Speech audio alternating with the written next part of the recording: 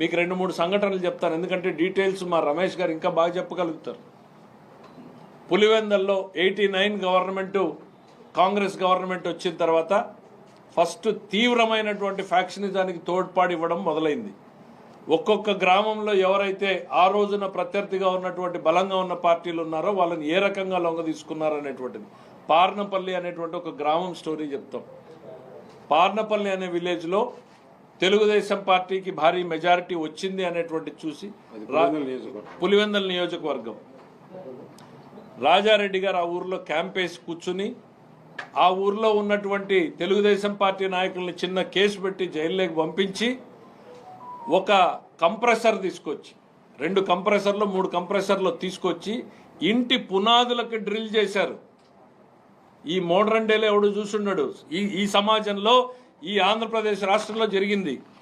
ఇంటి పునాదులకు డ్రిల్ చేసి డైనమైట్లను పెట్టారు. ఈ సంఘటన జరుగుతున్నంతసేపు ఊర్లో పోలీసులు ఉన్నారు. ఒక ఎస్ఐ 10 మంది పోలీసులుంటే వాళ్ళను ఒక గదిలోకేసి బంధించారు. స్వయంగా ఆ రోజు రాజారెడ్డి గారు ఆ గ్రామంలో ఉన్నారు. ఆ డైనమైట్లు పెట్టి ఆ ఇంటిని పేలిస్తే ఆ ఇంట్లో పశుపక్షాదులన్నీ కూడా లోపలే ఉండి పేలిపోయినటువంటి సంఘటనలు. 2000 మంది ఆ ఊరి మీద దాడికి పోయారు. మీరు మహిళల పట్ల మీరు ప్రవర్తించినటువంటి తీరు ఈ రోజు కూడా ప్రజలు మర్చిపోలేదు. ఒక ఇంటిని డైనమైట్లు పెట్టి పేల్చేసి ఎంతటి భయానక వాతావరణాన్ని మీరు కల్పించారు అనేటువంటిది ఈరోజు సమాజానికి తెలీదు. మరి అట్లానే పెద్దకూడాల గ్రామంలో కృష్ణారెడ్డి అనేటువంటి లీడర్ ఉండేవాడు. ఆయన వీళ్ళకి బలంగా ఎదురు నుంచున్నాడు అనేటువంటి దాంతో ఒక ఏం చేసినా ఒక పకడ్బందీ స్కెచ్లు వేయడం అనేటువంటిది రాజకీయాల్లో అప్పుడే మొదలైంది. అంటే ఎవరు ఎక్కడ పోలీసుల పాత్ర ఏం చేయాలి, వీళ్ళు ఏం చేయాలి అనేటువంటిదంతా ఆయన సెకండ్ షో సినిమాకి పోయేస్తూ ఉంటే ఆయన మీద ఇక్కడ దాడి జరుగుతుంది. అదే టైంలో హైదరాబాద్లో ఉన్న రాజశేఖర రెడ్డి గారు ఓ అధికారితో గొడవ పెట్టుకుంటాడు. నేను హైదరాబాద్లో ఉన్నాను అని ప్రూవ్ చేసుకోవడానికి, ఎలిబి సృష్టించుకోవడానికి. అంటే రాజకీయంలో హింసని కొత్త పుంతలు తొక్కించినటువంటి ఫ్యామిలీ మీది. హైదరాబాద్లో ఒక అధికారితో గొడవ పెట్టుకుని రాజశేఖర రెడ్డి గారు హైదరాబాద్లో ఉన్నారని ఎలిబి చేసుకుంటారు. అదే టైంకి ఇక్కడ ఒక ఇంపార్టెంట్ లీడర్ మర్డర్ జరుగుతుంది. పెదకూడాల కృష్ణారెడ్డి గారి మర్డర్ ఆ రోజున ఒక చర్చనీయాంశమైంది రాయలసీమ ప్రాంతంలో. మళ్ళీ పాపాయపల్లి రఘురామరెడ్డి అని ఉండేవాడు, సింగిల్ విండో ప్రెసిడెంట్, ఎట్లా చేశారు అనేటువంటిది కూడా చర్చ. ఇది ఒక లింగాల మండలంలో 3 టాప్ లీడర్స్ని ఎట్లా సరెండర్ చేసుకున్నారు మీరు అనేటువంటిది. ఇట్లా చెప్పుకుంటూ పోతే 10ల సంఖ్యలో ఈరోజు వాళ్ళ సంఘటనలు ఉన్నాయి. జగన్మోహన్ రెడ్డి గారు వచ్చి మాది స్వాతంత్ర సమరయోధులు అనేటువంటి కుటుంబం అని చెప్పినా చెప్తాడేమో రేపు పొద్దున తరానికి. కాబట్టి వాస్తవాల్ని ప్రజల ముందు పెట్టాల్సినటువంటి అవసరం ఉంది అని తెలుగుదేశం పార్టీ గుర్తించింది.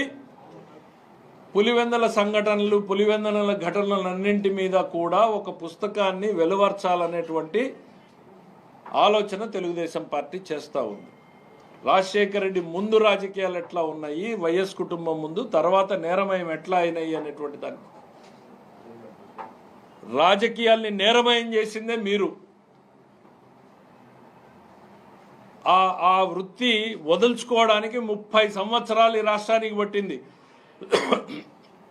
చంద్రబాబు నాయుడు అధికారం లేకొస్తే ఏ పార్టీ అని చూడకుండా ఫ్యాక్షనిజాన్ని కంట్రోల్ చేసినటువంటి వ్యక్తి చంద్రబాబు నాయుడు గారు. ఒకవైపు లేని ఫ్యాక్షనిజాన్ని రాజకీయానికి జోడించి రాజకీయ పునాదుల్ని నిర్మించుకున్నటువంటిది మీ కుటుంబం.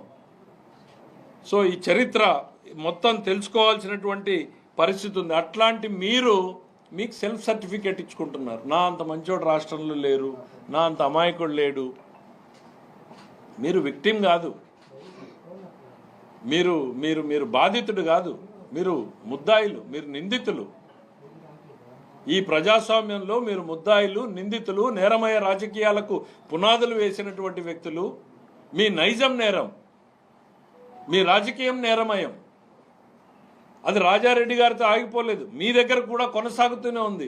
రప్ప నరుకుతామంటే వాడిని పిలిచి ఫోటో తీసుకుంటారు. వేట కొడవలతో మేకని బలించి వేడి రక్తంతో రక్తాభిషేకం చేసుకుంటే వాటిని ప్రోత్సహిస్తారు.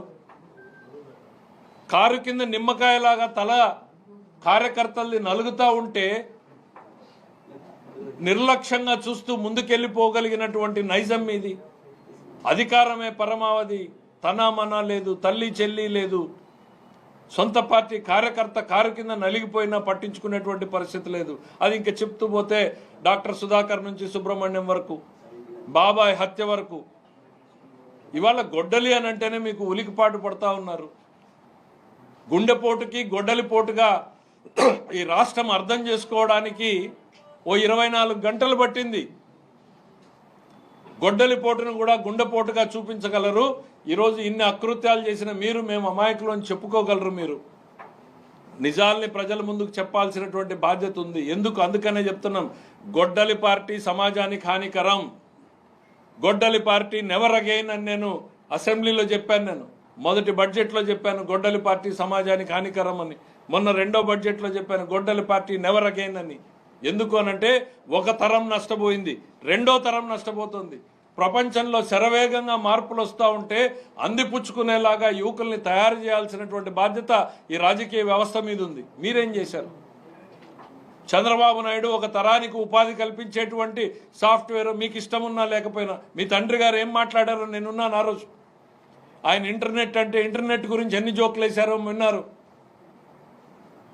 ఆ ఇంటర్నెట్టే ఈరోజు మన పిల్లలకు ఉద్యోగ ఉపాధి అవకాశాలు ఇచ్చింది. ఈరోజు మీకు ఏ రాజకీయంలో మీరు బెంగళూరు నుంచి వస్తే ఈ చంద్రబాబు నాయుడు గారు తపనబడి ఇన్ని లక్షల ఉద్యోగాల కల్పనకి దాదాపు 800 కంపెనీలు ఇవాళ గ్రౌండ్ చేయబోతున్నాం. వివిధ దశల్లో ఉన్నాయి. నువ్వేం చేసావు? గొడ్డలి పెట్టేసావు పరిశ్రమ రంగం మీద. ఉన్న పరిశ్రమల్ని తరిమేసావు. పోలవరం డయాఫ్రమ్ వాళ్ళు పోయేలాగా గొడ్డలి పెట్టేశావు. ఎన్నికల వ్యవస్థ మీద గొడ్డలు పెట్టేశావు. ప్రతి వ్యవస్థ మీద గొడ్డలి పెట్టేశావు. లా అండ్ ఆర్డర్ని పనిచేయకుండా గొడ్డలి పెట్టేశావు.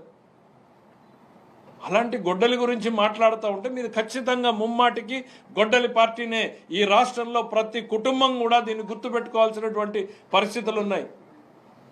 5 ఏళ్ల క్రితం మనం ఎంత భయానకమైనటువంటి వాతావరణం ఈ రాష్ట్రంలో ఉంది. ఈరోజు నేరుగా ప్రభుత్వాన్ని కూడా ప్రశ్నించే స్థాయిలో ప్రజలు ఉన్నారు. That is the democracy we are living in today.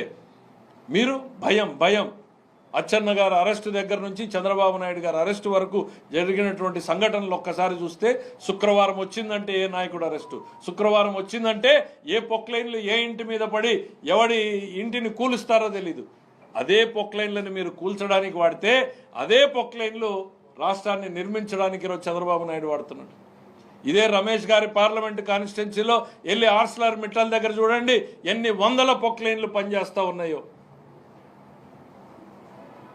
నిర్మించడానికి మేము వాడితే ప్రజావేదిక దగ్గర నుంచి ఇళ్లు కూల్చడానికి మీరు పొక్లైన్లు వాడినటువంటి సంస్కృతి మీద ప్రజలు ఇవన్నీ కూడా మర్చిపోలేదు. నేరం మీ నైజం, నేరమయ రాజకీయాల్ని మొదలుపెట్టిందే ఈ రాష్ట్రంలో మీరు, మీ కుటుంబం అనేటువంటిది గుర్తు చేస్తున్నారు. దాన్ని ఇవాల్టికి పెంచి ప్రోత్సహిస్తున్నారు. ఒకవేళ ఒక తరం చేసి ఉండొచ్చు, మీకు సంబంధం లేకపోతే ఈరోజు మేము మాట్లాడడం. కానీ మీరు కూడా ఆ నేరమయ రాజకీయాలని ప్రోత్సహిస్తున్నారు. పోలీసు వ్యవస్థని కంట్రోల్ చేసేటువంటి ప్రయత్నం చేశారు. అధికారంలో ఉన్నప్పుడు బెదిరింపులు చేశారు. నేరమయం చేస్తున్నటువంటి ఈరోజు కార్యకర్తల్ని పెంచి పోషిస్తూ ఉన్నారు. ఇక బాబాయ్ హత్యలోనూ లేకపోతే నారాసుర రక్త చరిత్ర అని చేశారు. చంపింది మీకు సంబంధించిన వ్యక్తులు అనేటువంటిది మీ చెల్లెలు చెప్తా ఉంది. రెండో వైపు ఏమో చంద్రబాబు నాయుడు గారి మీద ఒక నారాసుర రక్త చరిత్ర అని చెప్పి ఒక ఎలక్షన్ చేసుకున్నారు. మీ తాత మర్డర్ కేసులో ఇవాళ మాకు సంబంధం ఉంది అనేటువంటిది ఆయన పార్థసారథి రెడ్డి గారు చాలా స్పష్టంగా ఆ రోజు జరిగినటువంటి సంఘటనలు ఏంటి అనేటువంటి చెప్పారు. సొంత పార్టీ మీరు చెప్పారు రిలయన్స్కి సంబంధం ఉంది అని. మీ నాయకులు మొత్తం రిలయన్స్ షోరూమ్లన్నీ తగలబెట్టారు. మా అనంతపూర్లో తగలబెట్టారు. నా మీద నిలబడిన ఆయన మొదటి ముద్దాయిగా కూడా కేసు ఉన్నింది. మీరు అధికారంలోకి రాగానే ఆ కేసులన్నీ తీసేశారు. ఆ రిలయన్స్కి మీరు పార్లమెంట్ సభ్యులు ఇచ్చారు. కానీ ఈరోజు మళ్ళీనేమో చంద్రబాబు నాయుడు గారు హస్తం ఉందేమో అనేటువంటిది మాట్లాడతారు. నాలుక ఇంకేమన్నా? మీకు అధికార దాహం ఎట్లా ఉంది అనే దానికి మీకు తల్లి చెల్లి లేదు అనేటువంటిది ఎట్లా అయితే అందరూ చెప్తా ఉన్నారో, తండ్రి కూడా మీ లెక్కలో లేడు అనేటువంటి దానికి 2-3 ఎగ్జాంపుల్ చెప్పాలనుకుంటా. ఆ రోజు అచ్చెన్నాయుడు గారు చెప్పారు, బొత్స సత్యనారాయణ గారు స్టేట్మెంట్ ఇచ్చాడు, వైఎస్ మరణంలో వెనకాల జగన్మోహన్ రెడ్డి గారి పాత్ర ఏముందో తెలియాలి అనేటువంటిది బొత్స సత్యనారాయణ గారు చెప్పారు. దాని మీద మీరు ఇంతవరకు స్పష్టత ఇవ్వలేదు. అసలు రాజశేఖర రెడ్డిని ముద్దాయి చేసింది ఎవరు? తెలుగుదేశం పార్టీనా, కాంగ్రెస్ పార్టీనా? ఉండవల్లి అరుణ్ కుమార్ గారు ఆ రోజు స్టేట్మెంట్ ఇచ్చాడు. ఇవన్నీ కూడా ప్రజలు మర్చిపోయారు, అందుకనే ఒకసారి గుర్తు చేయాల్సిన అవసరం ఉంది. రాజశేఖర రెడ్డిని ముద్దాయి చేసింది వైఎస్ జగన్మోహన్ రెడ్డి. హైకోర్టు ఒప్పుకోకపోతే సుప్రీంకోర్టు వరకు వెళ్ళి వైఎస్ను ప్రథమ ముద్దాయిగా చేర్చమని చెప్పింది వైఎస్ జగన్మోహన్ రెడ్డి అని ఉండవల్లి అరుణ్ కుమార్ స్టేట్మెంట్ ఇచ్చాడు. ఆ కేసు ఫైట్ చేసిన సుధాకర్ రెడ్డికి అధికారంలోకి వచ్చినటువంటి 3వ నెలకే ఆయన పోస్ట్ ఇచ్చాడు. ఎవరైతే రాజశేఖర రెడ్డి గారిని వెళ్ళి ముద్దాయిగా చేర్చాడో ఆయనకు మీరు పోస్ట్ ఇచ్చారు. ఇంకా రాష్ట్ర విభజన గురించి జేడి శీలం రాజశేఖర రెడ్డి కుటుంబానికి అత్యంత సన్నిహితుడని చెప్పుకునే వ్యక్తి ఆర్టికల్ 3 ఉపయోగించి సమాధి దగ్గర జరిగిన డిస్కషన్ ఆయన చెప్పింది. ఆర్టికల్ 3 ఉపయోగించి రాష్ట్రాన్ని మీరు విభజించవచ్చు అని సలహా ఇచ్చింది జగన్మోహన్ రెడ్డి గారే. అది చెప్పి తను బయలు తెచ్చుకున్నాడు అనేటువంటిది జేడి శీలం గారు ఆ రోజు చెప్పారు. మీ కుటుంబానికి అత్యంత సన్నిహితుడు, మేం చెప్పింది కాదు ఇది. అంటే మీ ప్రవృత్తి, మీరు చేసేదేంటి, చెప్పేదేంటి, రెండింటి మధ్య తేడా ఏంటి అని చెప్పడం కోసం చెప్తా ఉన్నాం. వైఎస్ పాదయాత్ర చేస్తున్నప్పుడు మధ్యలో ఆయన ఆరోగ్యం క్షీణించింది, మీరు అందరూ గుర్తుంచుకుని ఉంటారు. వైఎస్ విజయమ్మ గారు వెళ్ళి పరామర్శించారు, కానీ జగన్మోహన్ రెడ్డి గారు పోలేదు అక్కడికి. ఎందుకు పోలేదు? దాని మీద కూడా పెద్ద ఎత్తున చర్చ జరిగి స్టేట్మెంట్లు వచ్చినాయి.